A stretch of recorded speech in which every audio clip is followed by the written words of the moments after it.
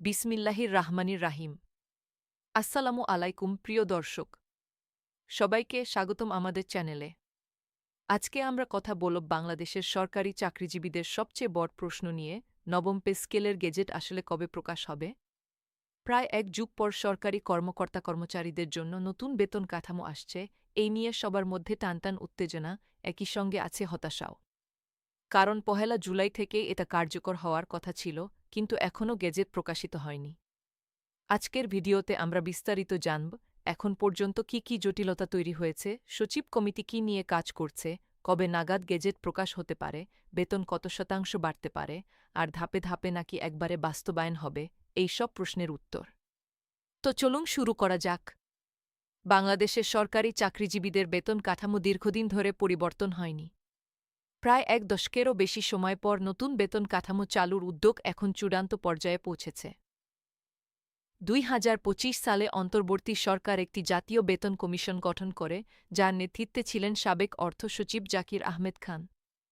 এই কমিশন সরকারি কর্মকর্তা-কর্মচারীদের বেতন ১০০ থেকে ১৪২% পর্যন্ত বাড়ানোর সুপারিশ করে। এটা যদি বাস্তবায়ন হয়, তাহলে এটা হবে গত এক দশকের মধ্যে সবচেয়ে বড় বেতন বৃদ্ধি। স্বাভাবিকভাবেই লক্ষ লক্ষ সরকারি চাকরিজীবী আর তাদের পরিবার এই খবরের দিকে তাকিয়ে আছেন। কিন্তু বিশ্বাসটা যতটা সহজ মনে হচ্ছে, বাস্তবে ততটা সহজ নয়। কারণ একটা এত বড় বেতন কাঠামো পরিবর্তন করতে গেলে অর্থনৈতিক সক্ষমতা, প্রশাসনিক জটিলতা আর বাজেট ব্যবস্থাপনার মতো অনেক বিষয় মাথায় রাখতে হয়। প্রথমেই বলে রাখি, ১লা জুলাই থেকে নতুন পে স্কেল কার্যকর হওয়ার কথা ছিল। কিন্তু নতুন অর্থবছর শুরু হয়ে গেলেও এখনও গেজেট প্রকাশিত হয়নি। এর ফলে বেতন বৃদ্ধি, ধাপে ধাপে বাস্তবায়ন, ভাতা সংযোজন আর অবসর সুবিধা নিয়ে নতুন করে জটিলতা তৈরি হয়েছে। বাংলাদেশ সরকারি কর্মকর্তা-কর্মচারী কল্যাণ সমিতির আহ্বায়ক আব্দুল মালেক এই বিষয়ে একটা গুরুত্বপূর্ণ পয়েন্ট তুলে ধরেছেন। তার মতে, এখন আর আগের মতো হাতে হাতে বেতন নির্ধারণের সুযোগ নেই। যদি প্রথম ধাপে অর্ধেক বা তার কিছু বেশি বেসিক বেতন কার্যকর করা হয় আর পরে বাকি অংশ দেওয়া হয়, তাহলে একই কর্মচারীর জন্য একাধিকবার পে ফিক্সেশন করতে হবে। এতে সফটওয়্যার পরিবর্তন করতে হবে, প্রশাসনিক জটিলতা বাড়বে আর ভুল হওয়ার ঝুঁকিও বেড়ে যাবে। এই কারণেই আসলে সরকার এখন ভাবছে, ধাপে ধাপে না করে একবারেই পুরো বেতন কাঠামো কার্যকর করে দেওয়া বেশি যুক্তিসম্মত হবে কিনা। মন্ত্রিপরিষদ সচিবের নেতৃত্বে একটা উচ্চপর্যায়ের সচিব কমিটি গঠন করা হয়েছে, যাদের কাজ হল বেতন কমিশনের সুপারিশগুলো পর্যালোচনা করে চূড়ান্ত সুপারিশ তৈরি করা। বুধবার মন্ত্রিপরিষদ বিভাগের সম্মেলনকক্ষে এই কমিটির একটা রুদ্ধদ্বার বৈঠক হয়েছে, কিন্তু সেখানেও তারা পূর্ণাঙ্গ সুপারিশমালা চূড়ান্ত করতে পারেনি। তার মানে দাঁড়াচ্ছে, এই মুহূর্তে সবচেয়ে বড় বাধা হল, সরকারের বিভিন্ন পর্যায়ে এখনও এক জায়গায় সিদ্ধান্তে পৌঁছাতে পারেনি যে ঠিক কিভাবে এই বিশাল বেতন বৃদ্ধি বাস্তবায়ন করা হবে। এখন আসি সবচেয়ে গুরুত্বপূর্ণ প্রশ্নে, বেতন বৃদ্ধি কি একবারে হবে, নাকি কয়েক বছরে ধাপে ধাপে? শুরুতে সরকার দুটো বিকল্প নিয়ে চিন্তা করেছিল, একটা ৩ বছর মেয়াদী পরিকল্পনা, আরেকটা ২ বছর মেয়াদী।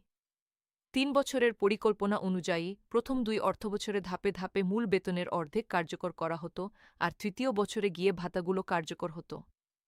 কিন্তু সাম্প্রতিক আলোচনায় দেখা যাচ্ছে, এই ধাপে ধাপে বাস্তবায়নের চিন্তা থেকে সরকার সরে আসছে। অর্থ বিভাগের সংশ্লিষ্ট একটি সূত্র অনুযায়ী শুরুতে ধাপে ধাপে বাস্তবায়নের কথা বিবেচনায় থাকলেও এখন এককালীন অর্থাৎ একবারেই পুরো বেতন কাঠামো কার্যকর করার বিষয়টিকে অগ্রাধিকার দিয়ে পরিকল্পনা এগিয়ে নেওয়া হচ্ছে। কেন এই পরিবর্তন? আগেই বলেছি, ধাপে ধাপে করলে বারবার পে ফিক্সেশনের ঝামেলা তৈরি হয়।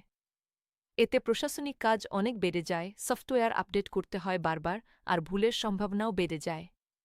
তাই সরল হিসেবে একবারে পুরো কাঠামো কার্যকর করাটাই এখন বেশি বাস্তবসম্মত মনে হচ্ছে সংশ্লিষ্টদের কাছে। তবে মনে রাখতে হবে, এখনও এটা চূড়ান্ত সিদ্ধান্ত নয়, আলোচনার পর্যায়ে আছে। সচিব কমিটির পরবর্তী বৈঠকগুলোতেই এই বিষয়ে চূড়ান্ত সিদ্ধান্ত আসবে বলে ধারণা করা হচ্ছে। এবার আসি মূল প্রশ্নে, গেজেট কবে প্রকাশ হবে? সবশেষ পাওয়া তথ্য অনুযায়ী সচিব কমিটি এখনও আরও ২ থেকে ৩টি বৈঠক করবে।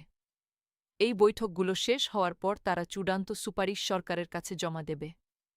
এরপর মন্ত্রিসভার অনুমোদন লাগবে। সবকিছু ঠিকঠাক এগোলে আগামী আগস্ট মাসের প্রথম সপ্তাহে নতুন পে স্কেলের গেজেট প্রকাশের প্রস্তুতি নিচ্ছে সরকার। তবে এর আগে আরেকটা প্রতিবেদনে বলা হয়েছিল, প্রধানমন্ত্রীর সম্মতি পাওয়ার পর জুলাইয়ের মাঝামাঝি সময়ে গেজেট প্রকাশ হতে পারে। কিন্তু বাস্তবে সেটা হয়নি, কারণ সচিব কমিটির আলোচনা এখনও চলমান। তাহলে বোঝা যাচ্ছে তারিখ নিয়ে বেশ কয়েকবার পরিবর্তন এসেছে। প্রথমে জুলাইয়ের মাঝামাঝি, তারপর ১ জুলাই থেকে কার্যকর হওয়ার কথা ছিল, আর এখন বলা হচ্ছে আগস্টের প্রথম সপ্তাহের কথা। এই বারবার তারিখ পরিবর্তন হওয়াটাই বলে দেয় বিষয়টা কতটা জটিল আর স্পর্শকাতর প্রক্রিয়ার মধ্য দিয়ে যাচ্ছে। মূল কারণ হল অর্থনৈতিক বাস্তবতা বিবেচনা করেই সরকার নতুন পে স্কেল বাস্তবায়ন করতে চাইছে। মানে সরকারকে একদিকে সরকারি চাকরিজীবীদের প্রত্যাশা পূরণ করতে হবে, অন্যদিকে দেশের সামগ্রিক বাজেট আর অর্থনৈতিক পরিস্থিতির সঙ্গে সামঞ্জস্য রেখে সিদ্ধান্ত নিতে হবে। এই ভারসাম্য বজায় রাখতে গিয়েই সময় লাগছে। এখন একটু ভাবা যাক, এই দেরির প্রভাব আসলে কাদের উপর পড়ছে। লক্ষ লক্ষ সরকারি কর্মকর্তা-কর্মচারী, যারা প্রায় ১ দশক ধরে অপেক্ষা করছেন একটা যুক্তিসঙ্গত বেতন বৃদ্ধির জন্য, তাদের জন্য প্রতিটা মাসের বিলম্ব মানেই বাড়তি প্রতীক্ষা। বিশেষ করে যারা মধ্য বা নিম্ন পর্যায়ের কর্মচারী, তাদের জন্য এই বেতন বৃদ্ধি জীবনযাত্রার মান উন্নয়নে সরাসরি প্রভাব ফেলবে। আবার ধাপে ধাপে বনাম একবারে বাস্তবায়ন নিয়ে যে অনিশ্চয়তা চলছে, তার প্রভাব পড়ছে পারিবারিক পরিকল্পনার উপরও। অনেকেই হয়তো নতুন বেতনের আশায় ঋণ পরিশোধ, সন্তানের শিক্ষা খরচ বা অন্য কোনো বড় সিদ্ধান্ত পিছিয়ে রেখেছেন। এই অনিশ্চয়তা তাদের জন্য মানসিক চাপেরও কারণ হতে পারে। তবে ইতিবাচক দিক থেকে দেখলে বলা যায়, সরকার তাড়াহুড়ো না করে বরং সুষ্ঠু এবং টেকসই একটা কাঠামো তৈরি করার চেষ্টা করছে, যাতে ভবিষ্যতে বারবার জটিলতায় পড়তে না হয়। চলুন এখন পুরো বিষয়টা একবার সংক্ষেপে গুছিয়ে নিই। ১. নবম পে স্কেলের অধীনে সরকারি চাকরিজীবীদের বেতন ১০০ থেকে ১৪২% পর্যন্ত বাড়তে পারে বলে বেতন কমিশনের সুপারিশ ছিল। ২. শুরুতে ধাপে ধাপে বাস্তবায়নের চিন্তা থাকলেও এখন একবারেই পুরো কাঠামো কার্যকর করার দিকে ঝুঁকছে সরকার। ৩. মন্ত্রিপরিষদ সচিবের নেতৃত্বাধীন সচিব কমিটি এখনও চূড়ান্ত সুপারিশ প্রস্তুত করতে পারেনি, আরও কয়েকটি বৈঠক বাকি আছে। ৪. সবকিছু ঠিকমতো এগোলে আগস্ট মাসের প্রথম সপ্তাহে গেজেট প্রকাশের সম্ভাবনা রয়েছে, যদিও এর আগেও বেশ কয়েকবার তারিখ পিছিয়েছে। ৫. মূল কারণ হিসেবে বলা হচ্ছে অর্থনৈতিক বাস্তবতা আর প্রশাসনিক জটিলতা, এই দুটো বিষয় মাথায় রেখেই সরকার সিদ্ধান্ত নিতে চাইছে। তো বন্ধুরা, এই ছিল নবম পে স্কেলের গেজেট প্রকাশ নিয়ে সর্বশেষ আপডেট। আমরা চেষ্টা করেছি সবচেয়ে নির্ভরযোগ্য সূত্র থেকে তথ্য নিয়ে আপনাদের সামনে তুলে ধরতে।